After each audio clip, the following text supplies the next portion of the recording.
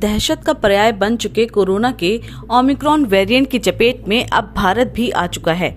देश में अब तक ओमिक्रॉन वेरिएंट संक्रमण के 2 मामले सामने आए हैं। दोनों ही केस कर्नाटक में मिले हैं। केंद्रीय स्वास्थ्य मंत्रालय के ज्वाइंट सेक्रेटरी लव कुमार ने गुरुवार को ये जानकारी दी। कर्नाटक में 66 और 46 साल के 2 शख्स कोरोना के नए वेरिएंट ओमिक्रॉन से संक्रमित पाए गए हैं। केंद्रीय स्वास्थ्य मंत्रालय ने बताया कि अब तक करीब 29 देशों में ओमिक्रॉन वेरिएंट के 373 केस सामने आ चुके हैं। स्वास्थ्य मंत्रालय के मुताबिक टोटल 10 पॉजिटिव केस विदेश से लौटे हैं। इनमें अभी तक 2 में नए वेरिएंट का संक्रमण मिला है। दोनों लोग साउथ अफ्रीकन नेशनल हैं। ये बिजनेस के सिलसिले में बेंगलोर आए थे, जिनमें ओमिक्रॉन वेरिएंट होने की पुष्टि की गई है।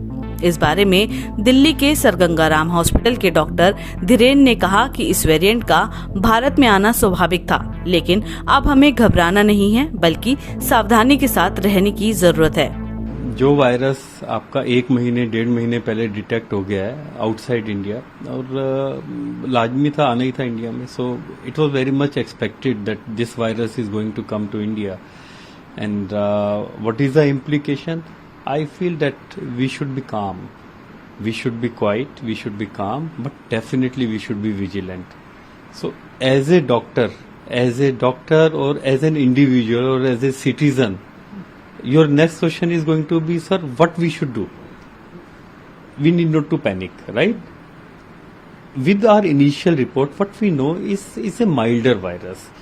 Even if we say it's a preliminary report, it can turn out to be severe. What happened in the past, that Delta, which was initially turned to be mild, ultimately turned out to be very serious one. But we need to use COVID appropriate behavior. That is the baseline. आपको बता दें कि इससे पहले विश्व स्वास्थ्य संगठन यानी WHO ने भी इसे लेकर चिंता जताई थी। WHO के चीफ टेड्रोस ने कहा था कि 23 देशों में ओमिक्रॉन की पुष्टि हो चुकी है, जबकि गुरुवार को भारत में 2 केस भी दर्ज किए गए हैं। आपको बता दें, दुनिया अभी तक कोरोना वायरस से पूरी तरह से उबर नहीं पाई थी कि ओमिक्रॉन वेरिएंट ने टेंशन बढ़ा दी है। ये नया वेरिएंट है, इसीलिए अभी तक इसको लेकर सटीक जानकारी हाथ नहीं लग पाई है। वैज्ञानिक और डॉक्टर ओमिक्रॉन को लेकर रिसर्च में जुटे हैं। हालांकि शुरुआती दौर में डॉक्टरों का मानना था कि कोरोना वैक्सीनेट लोगों पर ये वेरिएंट बेअसर होगा, लेकिन अमेरिका के कैलिफोर्निया में मिले केस ने सबको चौंका दिया है। दरअसल अमेरिका में जिन लोगों में ओमिक्रॉन की पुष्टि हुई है, वो वैक्सीन की दोनों डोज ले चुके थे।